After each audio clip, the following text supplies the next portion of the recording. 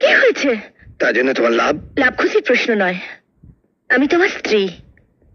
তোমার ভালো মন্দ জানার অধিকার আমার নিশ্চয়ই আছে। কয়েকদিন ধরে দেখছি তুমি কেমন যেন হয়ে গেছো, আমার সঙ্গে ভালো করে কথা পর্যন্ত বলছো না।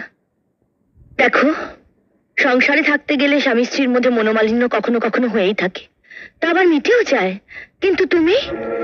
দেখো মাধবী, আমি তোমার ভাষণ শোনার মুডে নেই। আমি শুধু সাফ সাফ তোমার কাছে জানতে চাইছি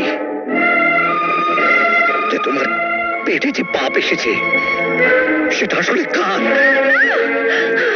না,